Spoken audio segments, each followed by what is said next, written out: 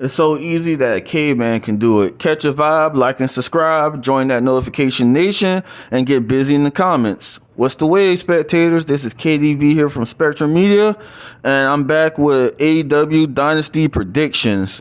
I'm not going to try to make this video too long, no diddy. I just want to keep it nice, short, and simple. And one thing I want to say before I get into the card, do me a solid and go back and listen to the videos where I talk about how corny and lame and stupid that AEW showing the all-in footage was. I feel like this pay-per-view, you gotta hit it out the park. I want to talk about this pay-per-view after it and no negativity being surrounded by it. You feel me? Because AEW, it may be hit or miss with the weekly television shows, but they always deliver, giving us banger matches at pay-per-view events. So anyway, we're about to get into the video. All right, so the first match, Will Ospreay versus Bryan Danielson. All right, so Will Ospreay coming into AEW was a breath of fresh air. I was not expecting to embrace bruv so easily and so quickly. He can talk on the mic, man. Like, I feel like he's very hysterical on the mic. He draws you in. He's very engaging on the mic. He has that British gentleman swagger about him. And I love his moveset, his arsenal, but I just wish he'll slow it down just a tad bit. I feel like the Tiger Driver 98, I think that's what it's called, is a fire move, but I feel like the probability of you botching that is highly. So I want him to kind of slow it down in the ring. And him going against Bryan Danielson, both these guys can deliver banger matches. So them being on the opposite ends of the ring with each other, we're going to see a banger. So I'm expecting Will Ospreay to come out on top with the victory, but I feel like Bryan Danielson will make him work for said victory. So you don't pay that guy that much amount of money. But if you ask me how much he should have been making, that's a story for another day. But he has slowly earned his keep, and he's getting every penny he has earned. So I feel like Will Ospreay is going to get the W. Like I said, Bryan Danielson is going to make him work for that W, though. So this is going to be a fire match. Should this match open the show? Hell yeah, to set the tone for the rest of the card, which every match from top to bottom has to be fire. All right, the next match, the Young Bucks versus FTR. So at the beginning of this video, you guys know how I feel about, the Young Bucks right now, low key. I feel like right now they're doing their best ring work with the turning up the douchebagness and putting on their EVP caps, but I just feel like the all-in footage being shown was a bad look, man. What the Young Bucks need to do, I understand that there might be some animosity towards CM Punk because Punk is not a saint. You feel me? I feel like what the Bucks need to do right now is just keep putting on banger matches, and yeah, you can still be heels, but don't take it too far where the crowd is legitimately hating you and it turns into go away heat. We don't want that, okay? So, and I enjoy the Young Bucks matches. Like, people can say that they could be spot monkeys and whatnot, but I enjoy the Bucks, and I feel like they have fun matches, especially when they are opposite of the ring with even just as good of a tag team that is capable of doing some crazy stuff in the match. And we have that in the form of FTR. Two Battle-Scar veterans. FTR, in my opinion, ever since FTR has joined AEW, they kind of been on a wild roller coaster of events. So I'm hoping at the end of this, we can see FTR kind of get back on track with things, because I feel like they're a phenomenal tag team. I feel like there might be some shenanigans in this match. Someone might pull out a chair while the referee is distracted, or maybe we might see Jack Perry. If he does appear, it'll be the question of, will he help the Young Bucks or will he help FTR Well, I don't think he'll help FTR because I remember when FTR first got here in AEW, Dax Harwood said that him and Jungle Boy don't see eye to eye, but it doesn't matter because he's here to deliver great tag team wrestling, and like FTR, they're very capable of that. So, and the story that they're trying to tell that kind of got drowned out in the stupidity of them showing the all-in footage is that the Bucks were distracted and FTR got the W because the Young Bucks couldn't focus and had to deal with the shenanigans of Punk and Jack Perry. So I'm expecting the Bucks to come out on top of this, but I also see Jack Perry coming out and doing some shenanigans and him finally return to the promotion. So if anything, if Jack Perry does come and interfere with this match, hopefully this will be the start of AEW doing something with his character. All right, the next match, Julia Hart versus Willow Nightingale for the TBS Women's Championship. All right, so I like Julia Hart's character evolution from her being the green perky cheerleader to her being the gothic baddie of the House of Black. I feel like that's solid. That's a solid change in character, and them putting the title on her was a good call because like AEW needs to create their own homegrown stars. So I feel like them putting the title on Julia Hart was great. She had a great title run so far, decent to okay title defenses. There's a lot of room for improvement because there have been a few times where I will see her botch a move, such as there was like this one episode of Dynamite where she did a springboard backflip. I can't talk right now, but she barely landed on her opponent, and it was very obvious. Like the camera just shot to when she barely hit old girl. So I feel like there's room for improvement. It's a shocker that Julia Hart isn't a part of the Hart family because of that name, and I guess it's just one big coincidence that she has the last name of Hart and wants to wrestle and stuff. So I want Willow to get the victory so her and Mercedes Moné can have a title to fight over. And I feel like I said, like going back to Julia Hart, I feel like I said, there's a lot of room for improvement, and as she continues to keep improving and stay consistent in the ring, I feel like 5 to 6 years down the line, like we'll see her we'll really see her flesh out her character and her expertise. So I feel like it's time for a new TBS champion. Julia Hart, you did an amazing job as the champion, but I'm going with my girl Willow, who I feel like it's time to pull the trigger on her because she's that's Willow, man. Number one, I was watching Dynamite this past week, and I would have never expected her to come out and save Adam Copeland. And when that happened, I didn't know I needed that. You feel me? So I'm excited for her and Adam Copeland teaming up against Julia Hart and whoever from the House of Black.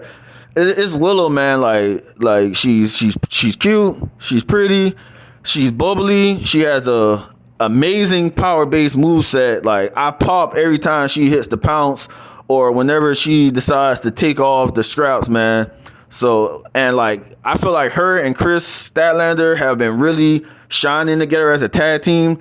There was an episode a couple of months ago on Collision where they had a street fight. I can't remember who was fighting, man. Like time has gone so fast, you just don't remember a lot of things. But anyway, whatever match that was, that match was fire. It was a fun match to watch. We saw how hardcore that Willow Nightingale can get. So I want Willow to get the W. All right, the next match, Adam Copeland, Eddie Kingston, Ring of Honor World Champion Mark Briscoe versus the House of Black, Malachi Black, Brody King, and Buddy Matthews. All right, so one thing I want to point out about this, when I saw Dynamite this past Wednesday, and when the House of Black decided they wanted to try to jump Adam Copeland, and like I said, Willow coming out to save, I never thought needed Willow to come out and help save Adam Copeland. And I never thought I would be into a match with her, Adam Copeland, versus two members of the House of Black. But that's just one of those things that you just don't question. But one thing that kind of just irks my nerves was after that segment, you just see Mark Briscoe and Eddie Kingston just chilling backstage, reminiscing how hard No Diddy that they beat each other's ass at Supercar Honor for the ROH title. And they could have helped Adam Copeland, who was kind of nonchalant about it. So anyway, the Adam Copeland AEW, I feel like he's trying his hardest. I really do. I feel like him being TNT champion is a great move to try to put some prestige back into that title, because I feel like in the past year it's kind of waned. But his feud with his bros for life, Christian, has shed some new light in that title. I love the rivalry between these two. I'm assuming that we will not see the end of Christian in AEW, or at least the last of those two to fight each other. If you ask me, that episode of Dynamite when they were in Canada and those two main evented the show for the TNT title, it was that Dynamite when they aired for 3 hours with Rampage. But anyway, that main event was fire, with them going around the arena beating each other's asses and putting on hockey jerseys. I personally don't watch hockey, but I love the enthusiasm that people show for sports teams. So Eddie Kingston, that's Eddie Kingston. I mess with Eddie Kingston. I feel like he doesn't know that wrestling is scripted. The way he talks, the way he carries himself, he's a vibe, bro. He bleed and breeds New York. So that's my boy Eddie Kingston, man. Mark Briscoe, I'm gonna be honest with you guys that I don't know, him as world champion, it's okay, but we just gotta see what he's gonna do moving forward. RIP to Jay Briscoe. I just really wish that he didn't pass, you guys. He was a goon. So I really wish Jay Briscoe was still here, so them and FTR can tear it up one good time. But anyway, my anticipation of who's gonna win this match, I'm expecting Adam Copeland and his little ragtag crew to win. And hopefully this sets up a rivalry with one of the members of House of Black to challenge for the TNT title. Or maybe Christian and his patriarchy might come out and cause some shenanigans, which might cause Adam's team the victory and the House of Black to get the victory. So I'm expecting Adam Copeland, Eddie, and Mark Briscoe to get this W, but you can't be too sure because of a certain father figure who hasn't been on Dynamite or Collision in quite some time since he lost his TNT championship. So maybe he might pop up and reignite that rivalry, because I feel like that their blow-off match should be at All In to give it more stakes, to give it more prestige. And it'll be a vibe just fighting your best friend who in kayfabe that you hate in front of how many people will be at All In. So, yeah. The next match we got is Timeless Tony Storm versus Thunder Rosa. Alrighty, so I'm a big mark for Tony Storm. She has certain assets that I enjoy looking at. The bisexual undertones is kind of a pop for me as a young man. She's doing her best work as Timeless Tony Storm. Ever since she lost the AEW Women's Championship and parted ways with the Outcasts, I feel like she's doing her best character work, and her being accompanied with Mariah May, slowly building up Mariah May in the background. It's solid. So she's going up against my girl Thunder Rosa, who's kind of been on the tear since coming back to AEW. I like Thunder Rosa, and like she's like also had like quite a few fun matches ever since coming back. What do I see Thunder Rosa winning this title?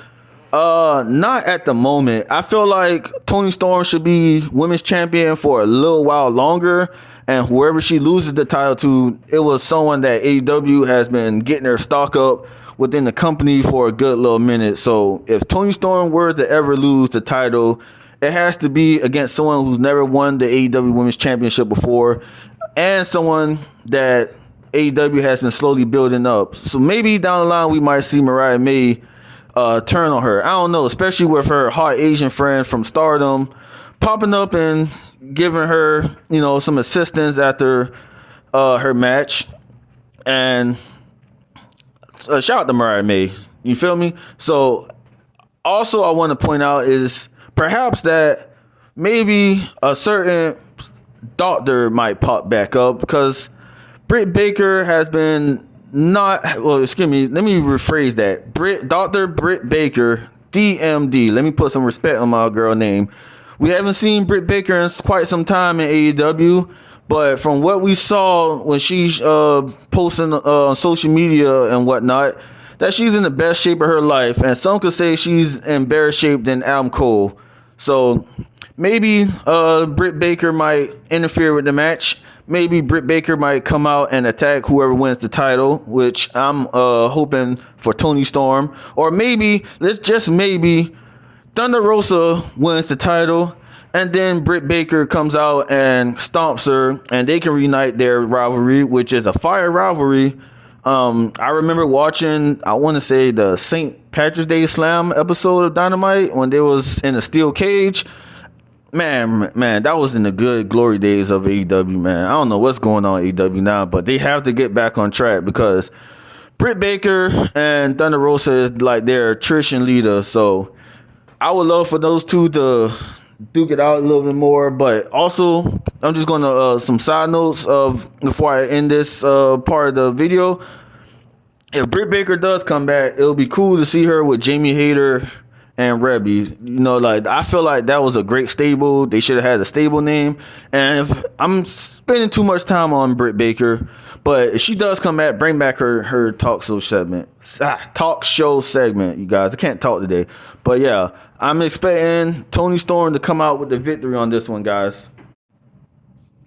All right, Kazuchika Okada versus Pac for the Continental Championship.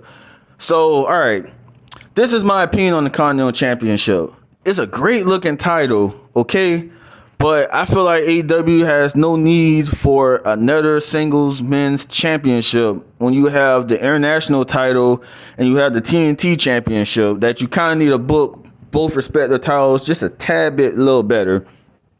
I feel like the Continental Classic is a great move. What they did, AEW did, but I feel like they should have the winner of that tournament should just get an automatic shot at the AEW World Championship, man. Because I don't know what they're going to do with this title moving forward. They said that the Continental Championship, whoever has the Continental title around the Continental Classic, will automatically be entered into the Continental Classic and defend it throughout. So maybe it's just me. Maybe I just need to let the title grow on me just a tad bit. I like the title look. It reminds me of the Undisputed Championship from 02 through 04 before John Cena introduced the spinner belt.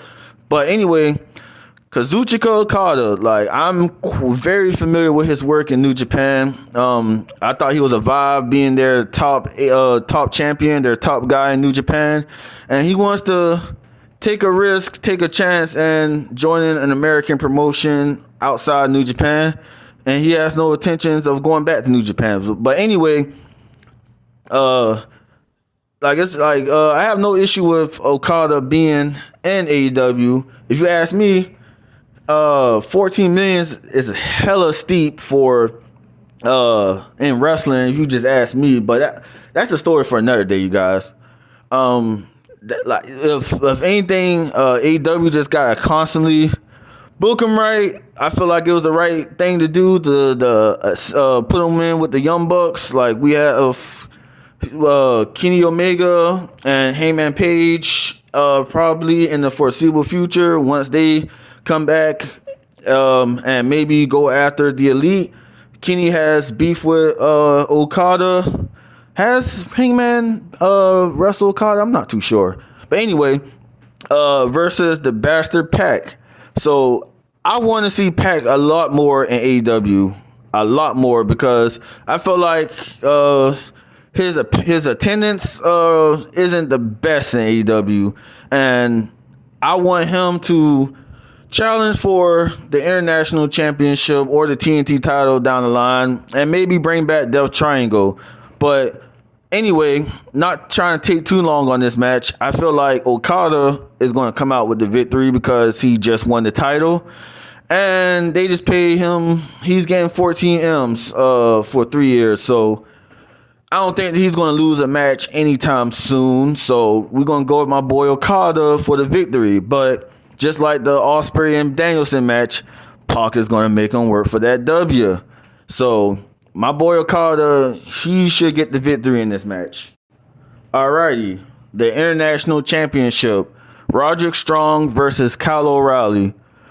Okay, I'm going to be honest with you guys. I'm not digging Roderick Strong as international champion, and that's not his fault. That's Tony Khan's fault for terrible booking. And I'm not sure if I said this earlier, but I want to just make a little side note about when Adam Copeland, he's trying his hardest to get people over in AEW, work with the young talent with the Cope Open and stuff.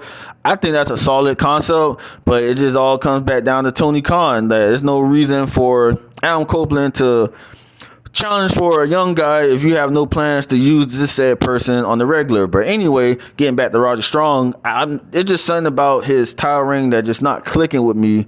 And I knew that eventually him and Kyle O'Reilly will eventually face each other for the International Championship, but I just feel like it's way too soon. And honestly, they did the angle where O'Reilly got jumped by the Undisputed Kingdom on the Battle of the Belts episode after Collision.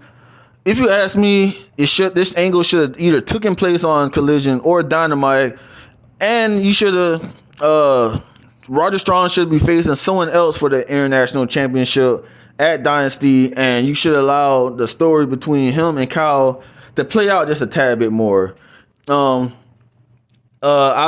enjoy seeing Kyle O'Reilly in AEW. I feel like he kind of got the short end of the stick coming in with the company, and then kind of getting injured not too long after joining the company, and him not knowing that he'll be able to wrestle again, and him finally, coming back, and him coming back with the long hair and like just with the biggest smile on his face, like when he hugged Roger Strong at Revolution, that was all right. That like you can go somewhere with that story. You feel me? But just give it a little bit more time to breathe. You should have given more time to breathe before O'Reilly challenged for the title. Maybe give him some high-profile matches before y'all pull the trigger on this angle where Roger Strong decided he wanted to attack his best friend. You feel me? Give us a little longer pause, no Diddy, to be emotionally invested with the story. I don't see Roger Strong losing the title just yet. So, my boy, I guess he's not my boy. I'm gonna call him what MJF called him, generic white guy. Roger Strong, he's gonna get the W. All right, we got the main event: Samoa Joe versus Swerve Strickland. Oh man, these guys are gonna kill each other in this match. Samoa Joe being champion right now, the Joker deserves it for his contributions to professional wrestling. You feel me? I feel like he really on the main roster, like he didn't get the recognition that he deserved in WWE. So him being AEW champion, and there's room to the imagination that his title reign could be a lot better. If you ask me, it would have made more sense for Wardlow to be in his place at World's End. But that's just me. That's a story for another day. All right. Against Swerve Strickland, who we all enjoy watching him in AEW. We saw him coming in as a babyface, and then him slowly going to the dark side, channeling his inner super villain and just fucking up shit. You feel me? So I want Swerve Strickland to win, but I feel like right now isn't the right time to take the title off Samoa Joe. Give him a little longer title reign. Give it a couple of months. If anything, I would have Samoa Joe lose the AEW World title at All In against Swerve Strickland and allow that to be the crowning moment. So I'm not expecting some Swerve to get the victory. If you ask me, perhaps maybe one of the biggest hater contenders of the year, Hangman Page, decides he wants to pop up in St. Louis and decide to call Swerve the victory so they can continue their match. You feel me? So I'm expecting Samoa Joe to get the victory, but Swerve Strickland versus Swerve Strickland, that's gonna be a war. Both those guys probably gonna be beaten and bloody after the match, but Samoa Joe is going to get the victory.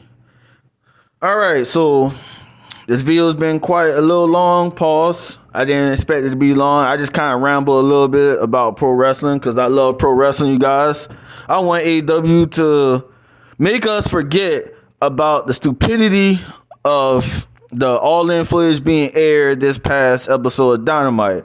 I want them moving forward to have every match, every storyline, every segment to be a strike out of the park because it's sink or swim time, you guys. Eventually, eventually down the line, we're just gonna get tired of it, man. And just shut our TVs off AEW forever if they don't stop doing this corny BS, man. I love AEW. I love WWE. I love pro wrestling, you guys. I'm just tired of just negativity surrounding AEW. So I'm hoping AEW, Tony Khan, the Bucks, EVPs, I hope they learn their lesson and they shut up and wrestle and give us the best damn wrestling product that they can deliver. Fire on all cylinders all the way up to All In, which would be a banger of the show because they shouldn't have did no corny stuff like that a couple of days after their competition had their biggest financial weekend in history and one of their biggest stars won said title. So AEW, step your cookies up. Make sure this weekend at Dynasty is a banger. But like that, you guys, I'm about to end the video. Stay tuned, stay lit, and stay wavy. Peace.